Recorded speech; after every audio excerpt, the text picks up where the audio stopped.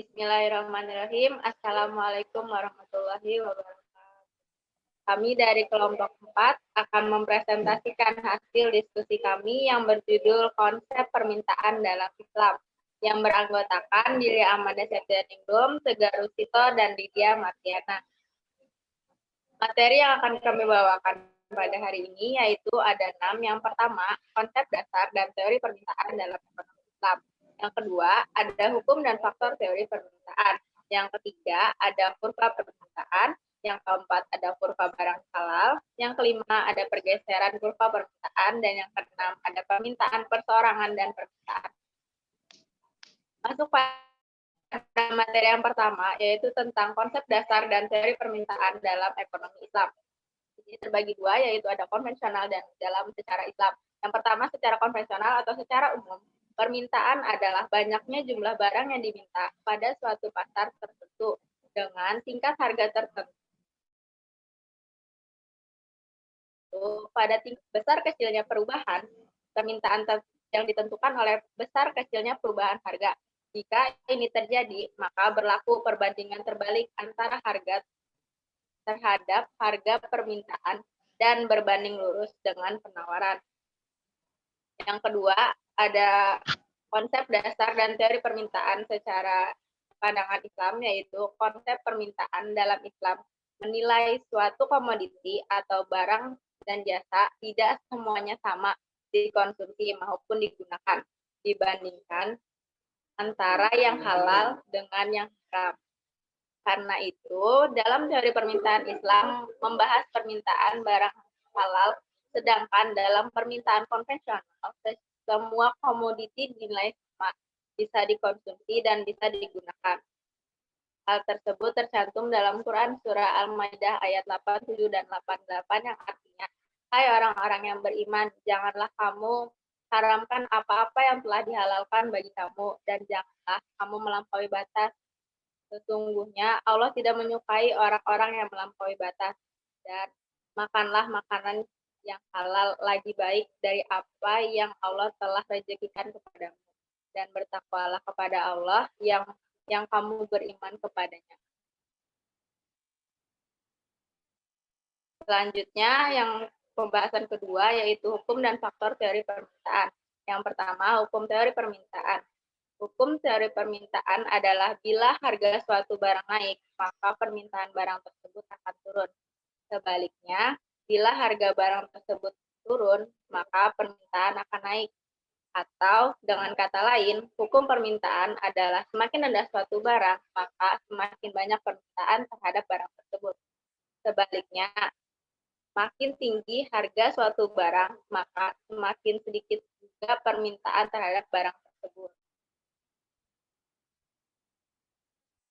Yang kedua yaitu faktor dari teori permintaan. Ada dari sudut pandang konvensional dan sudut pandang dari Islam.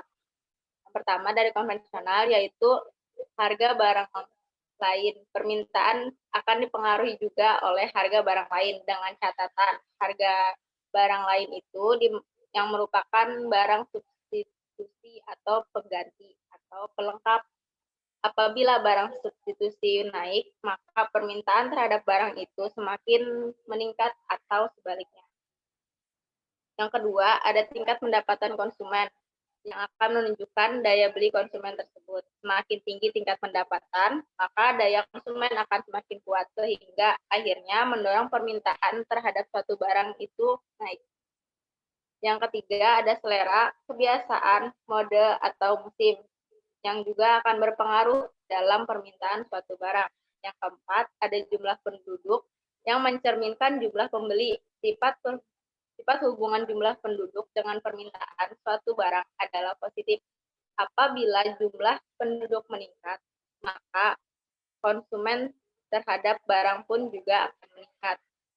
Dan yang terakhir ada 5 perkiraan harga di masa yang akan datang. Lalu di dalam pandangan Islam, faktor teori permintaan terbagi menjadi 6, yaitu yang pertama keinginan atau selera masyarakat terhadap suatu barang yang berbeda dan selalu berubah-ubah. Yang kedua, ada jumlah para peminat terhadap suatu barang. Jika suatu masyarakat yang menginginkan barang tersebut, maka semakin banyak barang tersebut akan semakin naik. Yang ketiga, ada kualitas pembeli, di mana tingkat pendapatan merupakan salah satu ciri kualitas pembeli yang baik. Semakin besar tingkat pendapatan, semakin besar pula tingkat masyarakat untuk membelinya. Yang keempat, ada lemah atau kuatnya kebutuhan suatu barang. Apabila kebutuhan tersebut suatu barang itu tinggi, maka permintaan tersebut juga akan tinggi. Yang kelima, ada cara pembayaran, yaitu secara tunai atau angsuran. Yang keenam, yang terakhir, yaitu besarnya biaya transaksi. Selanjutnya masuk ke pembahasan yang ketiga, yaitu kurva permintaan yang akan dijelaskan oleh teman saya, Lydia Martiana.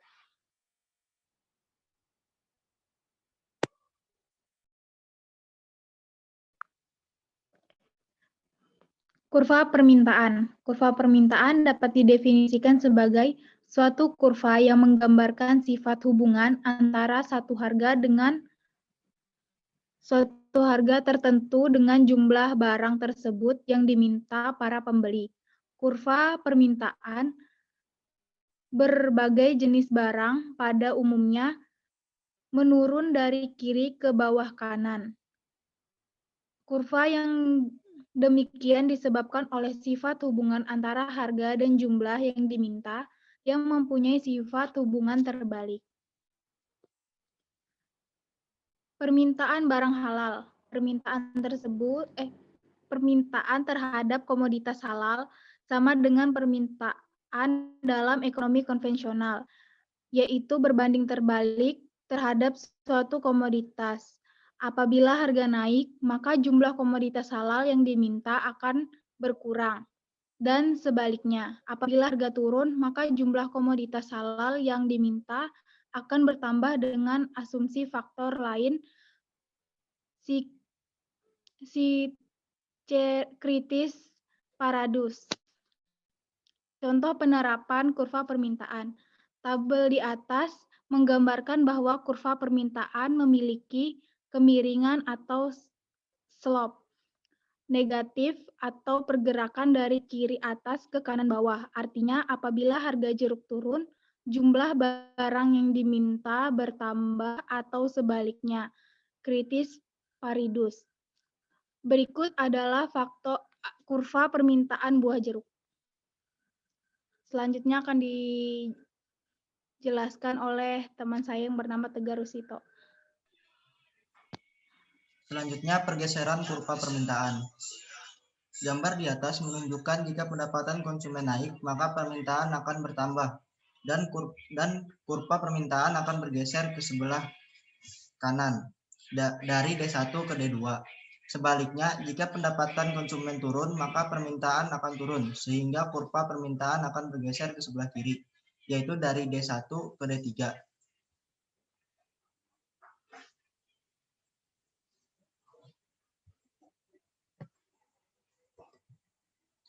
Selanjutnya, beberapa faktor yang menyebabkan kurva permintaan mengalami pergeseran adalah sebagai berikut. Yang pertama, perubahan harga barang itu sendiri, yaitu A. Substitusi. Dua, barang substitusi jika penurunan harga satu barang membuat konsumen kurang bersedia untuk membeli barang yang lain. Dan yang B. Komplementer, yaitu dua barang komplementer jika penurunan harga satu barang membuat orang lebih bersedia untuk membeli barang yang lain. Yang kedua, perubahan pendapatan.